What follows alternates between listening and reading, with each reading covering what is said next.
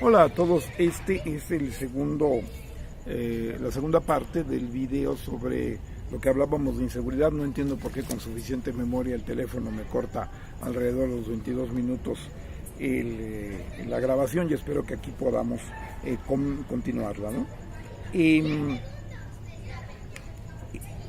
Por lo tanto, aquí el asunto es que ya vemos la cuestión de las guerras domésticas, que son en realidad, no sé si necesariamente originadas, que podrían serlo si hace falta. La guerra que destruyó a Yugoslavia fue como que bastante originada, después ya agarró vuelo, pero mucho ojo por eso. Pero independientemente y que se convirtió en toda una guerra, además una terrible. Eso no, o sea, no estoy hablando como a nivel doméstico, como los problemas de inseguridad.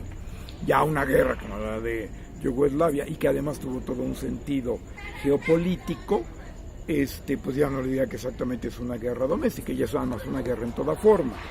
Pero en cualquier caso, ¿no?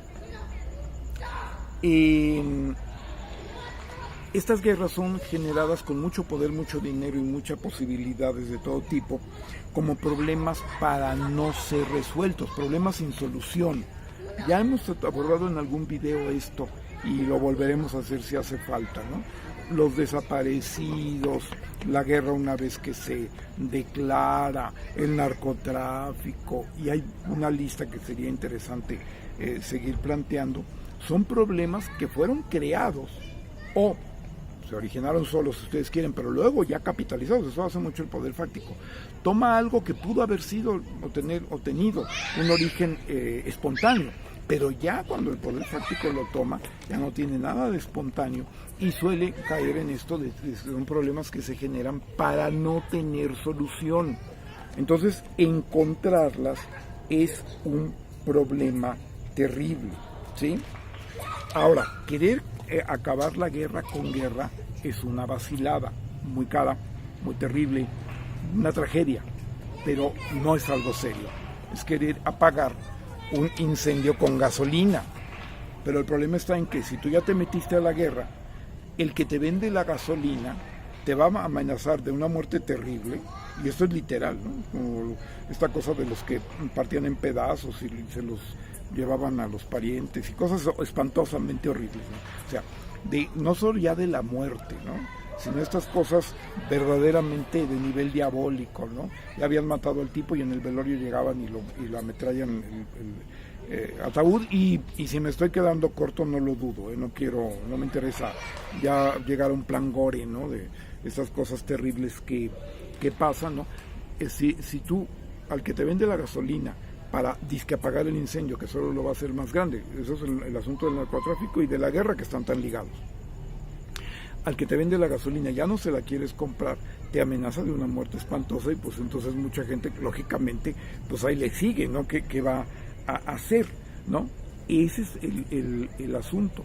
El ejemplo está, y no es el único desafortunadamente, en que en 1948, por tratar de resolver problemas de desigualdad, injusticia, falta de oportunidades, vamos a decirlo de esa manera, Jorge Eliezer Gaitán, pues es asesinado hace 76 años, generando un conflicto que no acaba de terminar. Ya lleva 76 años. A los 68 años trataron de llegar al acuerdo de paz. Se llegó a los acuerdos de paz y los quisieron ratificar, o se señaló que tenían que ratificarlos con un plebiscito, y el plebiscito dijo que no. La gente votó porque siguiera la guerra, bajo términos que no son exactamente un fraude electoral, pero se le parecen mucho, o es, ¿cómo podríamos llamarlo? Un fraude técnico, ¿no?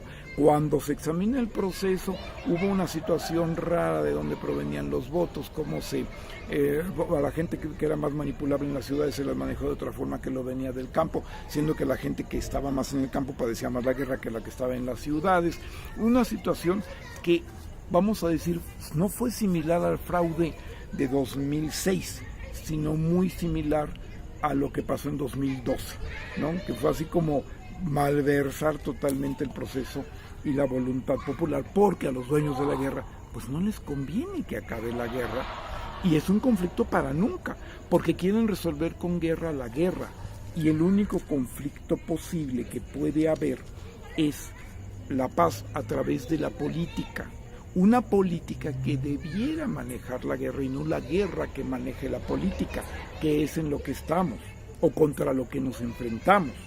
Muy importante este punto, porque una política que maneja la guerra ha tendido y ha tenido ya muchas bases y procedimientos y experiencias importantes en ese sentido de evitar la guerra, ¿sí? O sea, no es como yo tengo la guerra y la voy a manejar, no, pues ya la evito. Entonces por eso no, los señores de la guerra, el aparato industrial militar norteamericano y compañía, y de ahí para toda la pirámide que puede llegar hasta en realidad, ¿no? Hasta el narcomenudeo y hasta muchas cosas, porque forman parte del mismo complejo, pues van en un momento determinado a evitar a toda costa la paz. Aquí hay un principio que debemos tomar en serio más allá de lo bella que es la frase. Dijo Gandhi, no hay camino hacia la paz es el camino, ¿sí? Mucho ojo con eso, eso es absolutamente cierto. Y es uno de los principios que ha retomado AMLO. Eso quiere decir abrazos y no balazos. No es una ingenuidad, es que con los balazos solo vas a producir balazos, ¿sí? Porque de ahí están los ejemplos. O sea, por ejemplo, tenemos el ejemplo de la guerra en Colombia, ¿sí? Pero vean otros conflictos. ¿A cuántos años se declara la guerra de Ucrania cuando se declaró? 2022 o lo que haya sido. Llevaban 9 años bombardeando el Donbass, los ucranianos. O sea, las guerras son, ya había dicho yo a mis alumnos, la guerra ni empieza con la declaración ni termina con el armisticio, pero realmente los procesos son mucho más largos. El genocidio que se quiere hacer pasar por guerra en Israel también tiene más o menos los mismos años que la guerra en Colombia. Eso no tiene fin, tiene que ser un proceso político, lo ha dicho Petro, que parte de eso no se entiende, y a ese hombre hay que oírlo, es muy lúcido y muy certero en lo que dice. Lo que pasa es que hay que escucharlo, pero si te lo prejuicias en vez de escucharlo, pues no vas a ningún lado, ni te sirve de nada oírlo sin escucharlo, ¿sí? Entonces es un proceso que se tiene que construir y es algo que tenemos que poner en la lista de lo que va a largo plazo, ¿sí? Porque recordemos que es un problema que se generó por parte del poder fáctico para no ser resuelto. Entonces encontrarle la solución va a recurrir mucho tiempo, ¿sí? Porque tenemos que afirmar la política frente a la guerra, una guerra controlada por la política y no una política que sea controlada por la guerra, porque la versión neoliberal de la política es, y no es un juego de palabras ni es un error, la versión neoliberal de la política es la negación de la política. Por eso esa situación de que, como ya les dije, Ucrania ya perdió la guerra, Ucrania ya quedó devastada. ¿Qué es lo que sigue? Pues la situación de que el negocio todavía no han considerado que acabe, y por eso hay toda esta situación diabólica y perversa que en la Unión Europea, la presidenta de la Unión Europea, que es hija de armeros, de personas relacionadas o dueñas de industrias del armamento, siguen en la situación de que tiene que seguir la guerra. Perdónenme, la guerra ya la perdió Ucrania, lo que sigue es el negocio. Entonces lo que necesitamos es la afirmación de una política que controle la guerra y la evite, y no de una guerra que controle la política y vuelva a la guerra eterna, como la deuda. Por ahí son los fenómenos geopolíticos. La deuda es que sea eterna, no externa, eterna, y no está hecha para ser pagada. Ya veremos en algún video cómo los que pagan la guerra, la deuda les va muy mal. Es más, ya los que están al día pagando su deuda, Venezuela por ejemplo, no sé hoy, en su momento les va muy mal, porque la deuda está no para ser pagada, sino para volverse eterna, nomás pagando intereses y volviéndose negociable. Bueno, así, en otro sentido, la guerra está hecha para ser eterna, por eso se tiene que evitar, por los dueños de la guerra. Espero que pues hayan seguido estos 2 videos, les agradecemos mucho y los esperamos en el próximo video de Nepantlatoli. Gracias.